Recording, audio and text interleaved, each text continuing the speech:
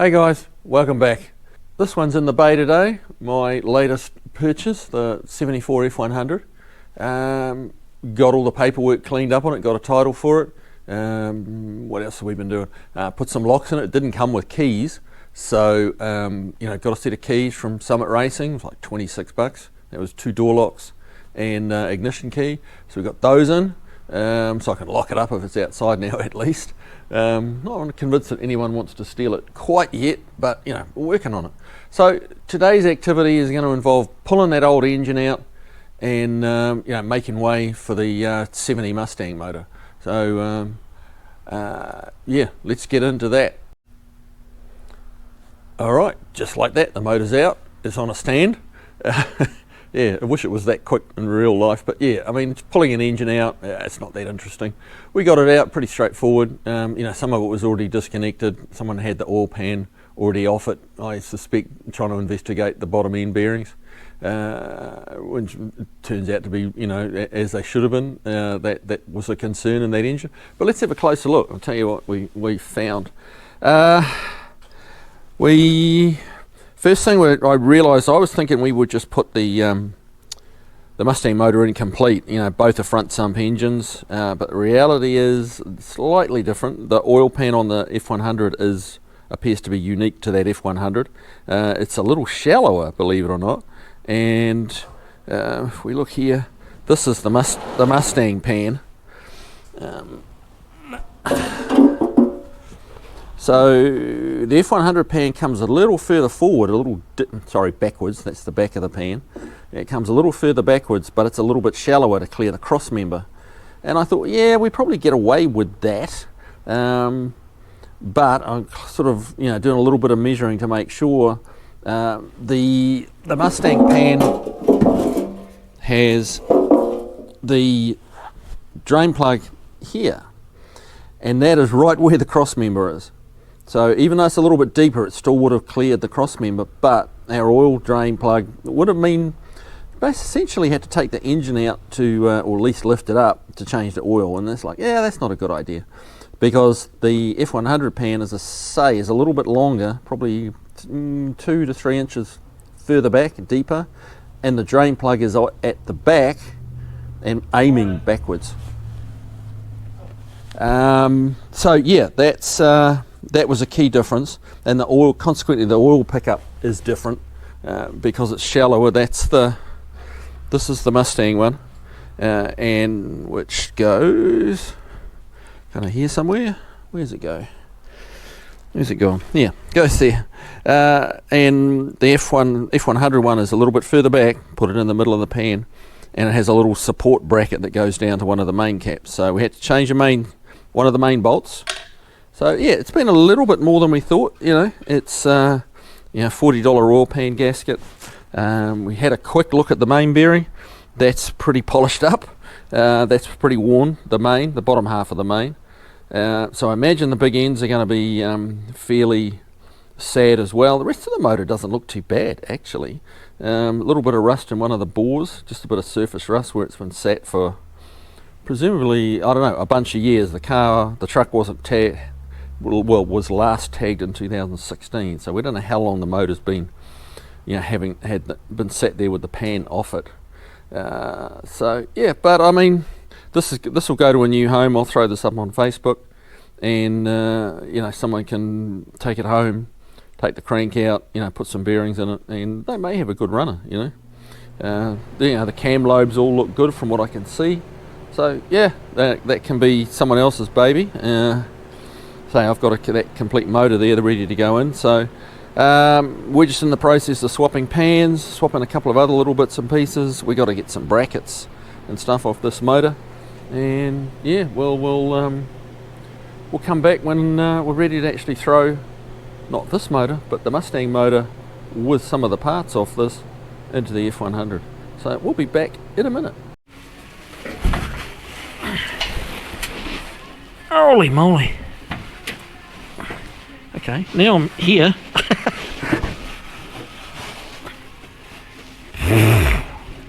Getting out's going to be even more fun, isn't it?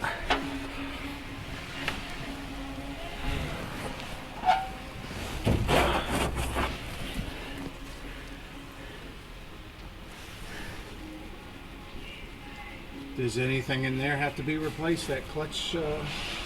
Nah.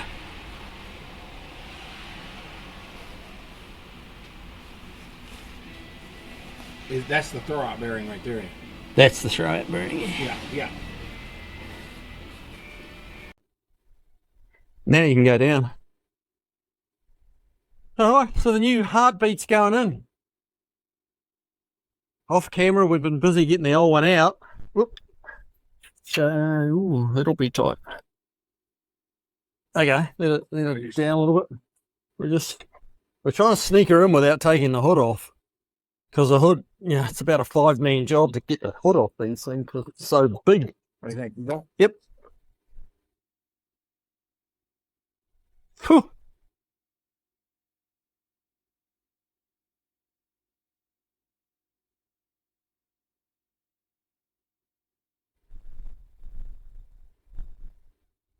Once you get it in there, you got a ton of room to work. But Gotta get around there. got to get in there. As long as it looks good. Yeah, we're a little bit over to this side. You mean the okay? The hole.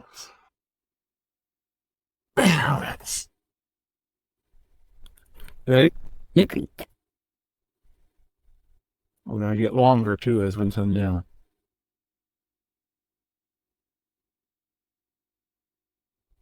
Well, it's probably low enough for now.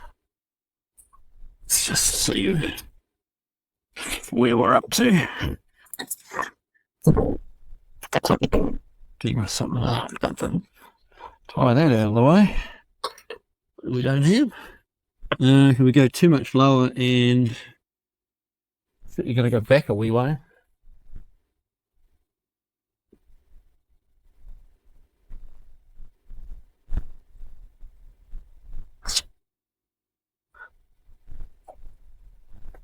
Now, what are we sitting on exactly here?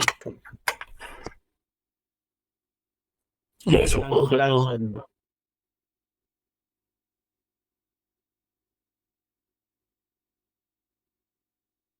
We got ready to go down.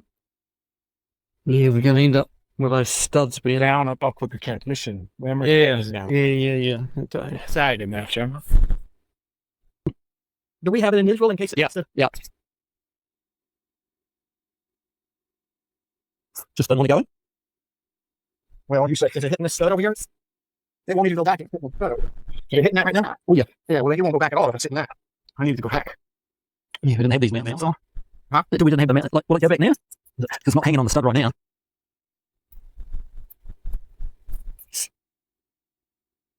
I have no idea what's going on there. Just not going into the clutch plate by the look of it. That's it. There you go. Okay, are you how close are you in the hole? Very close. Yeah. Oh, stay with it. What are we talking? Ooh, 3/4 from the bell housing to touch. We got a dowel issue or something, right? Yeah.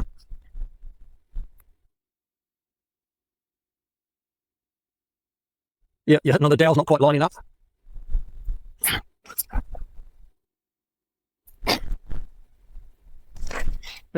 Whatever that was, did it? Just shoving the lift. Alright, go down or something if you. Well, it's pretty, yeah, I think it's starting to go on the dowels there. Are we in the holes for the loader, lady? Okay, I guess it.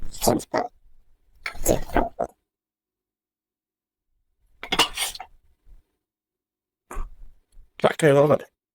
We are very, very close to falling in the.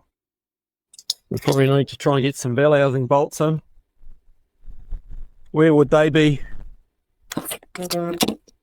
Over on the floor. Well, no, we're all right here.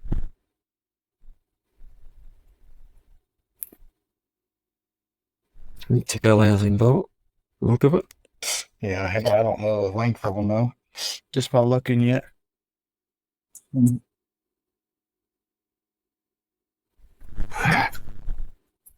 Go ahead and set the motor down. Oh, no, I don't know. Well, it Well, goes. just yeah, it's better than it's been the whole time. We've been messing with it. You just lost track of the bell housing bolt. No, These seem very. Well, they seem. Oh, yeah, they could be long. You should be able to reach down that side. I think the little short ones are maybe the very top ones. I don't remember what this is. Oh, that one on that. No. I don't know what that does to. Worry about it down there.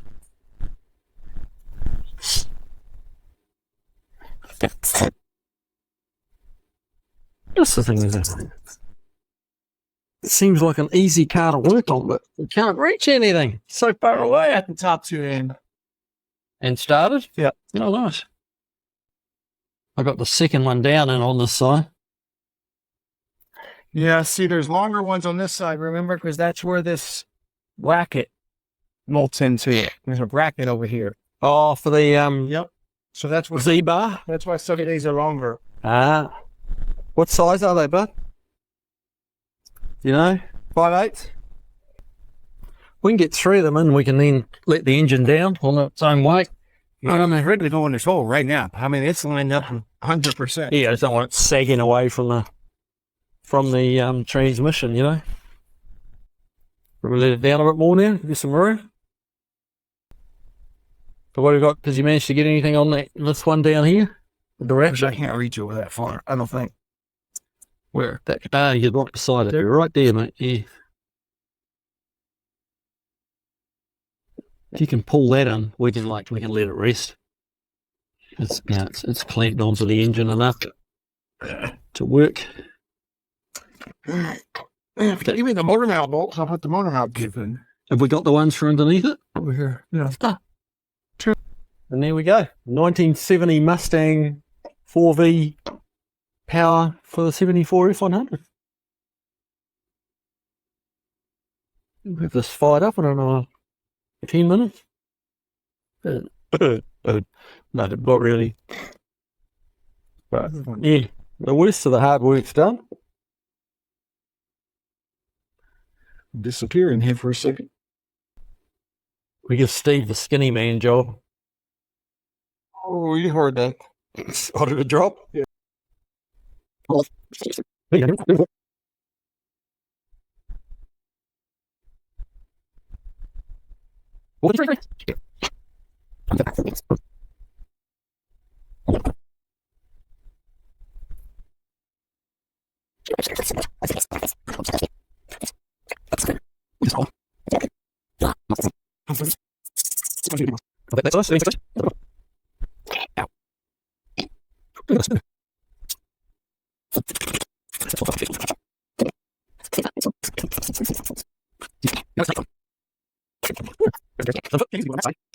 is too shallow.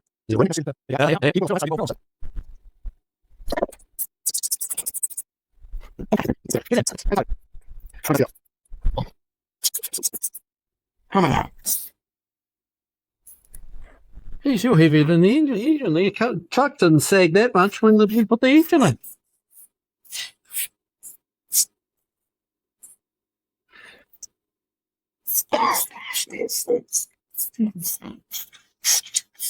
Now I gotta figure out, I remember which bolts, and I'll go for that Z-bar thing. Yeah. Oh, it's done. Gosh. There you go. You heartbeat in the hole. In the hole. Right, time to go home. I've got a... Oh, okay. Oh, that's what holds the other end of the Z-bar. Okay. All right. Well, Steve's onto it. He knows what he's doing. To be continued tomorrow. Okay, we're back. So, we're about ready to see if this thing will run. Steve's been thrashing on this thing. I've done a little bit. So what have we been doing, Steve? We put, said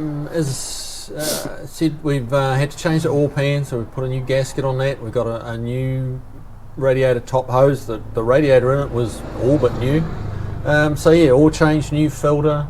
We've run a remote fuel line over here to a little jerry can because we don't know what's in the tank. We haven't got into that yet, but yeah, new heater hoses.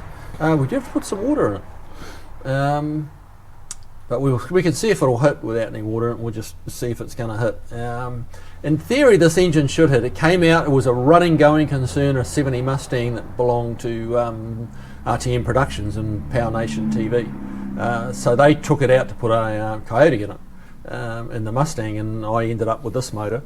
So it should. We haven't checked the timing or anything. We've just put new plugs in it, put the plug wires on, and yeah.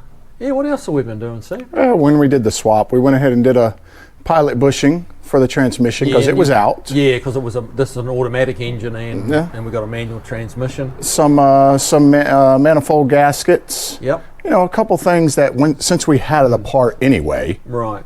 Might as well do it. Yeah, and the engine didn't have a carburetor on it, so this is a random 600 Holly. Is it any good? I guess we're going to find out in a minute. But the original, the factory power steering pump's gone back on, the factory alternator's going back on. Will it charge? Who knows? We've topped up the power steering pump, and yeah, I think that kind of covers it really.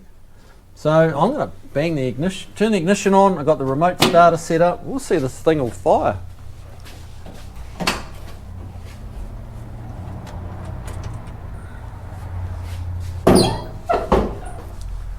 Oh, the other thing we did was put a high torque starter motor on it that I had, which meant deleting the factory solenoid on the inner fender. So there's a little bit of rewiring there, so that's done.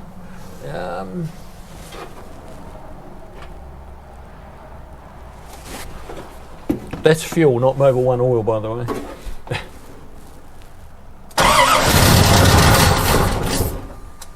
Wow, that was a quick hit. Don't think we've picked up fuel yet.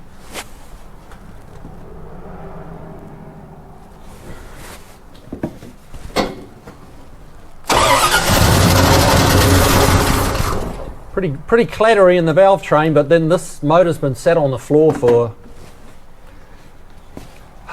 2 years, 3 years, somewhere around there. So I'm sure the lifters have had ample time to bleed down. But hopefully it'll get quieter. It's not running on its own yet. No, let's.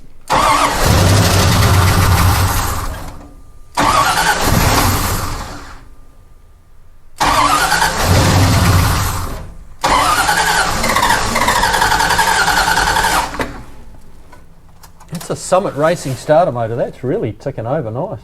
It's cranking this old girl fast.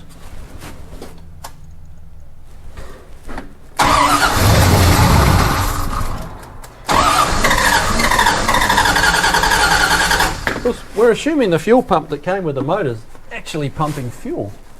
And get a bit more aggressive with that.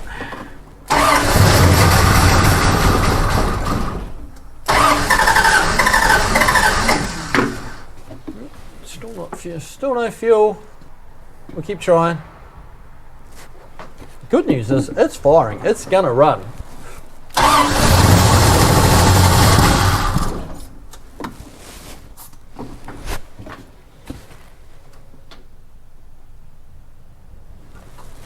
This doesn't seem to want to be picking up fuel.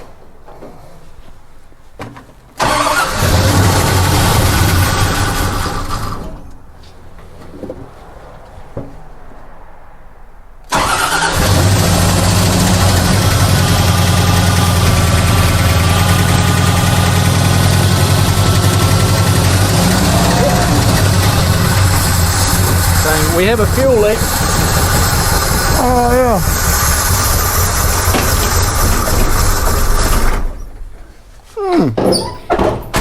A little gusher. A little gusher. That's no biggie. Yeah, it was. There's a little pipe goes between the primary and the secondary fuel bowls, which has an O-ring on each end, and clearly that O-ring has cried enough. Again, that's a carb that's been sat around for a long time. So the fact that it runs is actually pretty encouraging for me. Whipped the bowls off it, put some new O-rings in it. Or you could hear it picked up its own fuel supply then and actually started running. But as soon as it picked up its fuel, it was gushing out. So, but you know, it's not gushing oil out anywhere. Valve train was already starting to quieten down. Hopefully that'll quieten right down.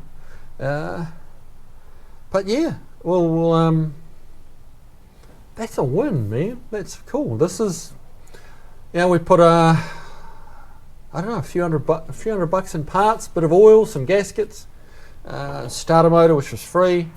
Yeah, a few bits and pieces, and it's a runner again, which you know, the last time it was tagged was 16, so it's 9 years since it's run. So hey, she's back from the dead, and I think that motor's going to be just fine. You know, if we have to put some lifters in it, we have to put some lifters in it. It's a you know, a motor that basically owes me nothing, so can't complain if it's got to put a few lifters in it. But I think it'll quieten down. Oh yeah, new battery, that was 120 bucks. So yeah, we haven't spent a lot of money. A few hours. Steve's got a few hours in it. But yeah, the exhaust sounds okay. It was not obviously, it didn't sound like there was any bad exhaust leaks, because it's just the exhaust system it came with. So yeah, I'm happy with that. I think that's a win. Alright guys, well, we're going to wrap. It's about time to go home. We were kind of thrashing to try and see if it was going to run, and we've answered that question. Yes, it's going to run. So yeah, next video will be getting it up on the rack, seeing what we've got for a fuel tank, seeing how bad it is underneath, and oh, maybe a road test. Right, we've got to check the brakes, because the brakes are there, but I don't know how much it's going to slow down in actual fact, but it does have a pedal. But yeah, we've taken a huge step forward. So alright guys, well, that's it for today. We'll see you on the next video. Take it easy.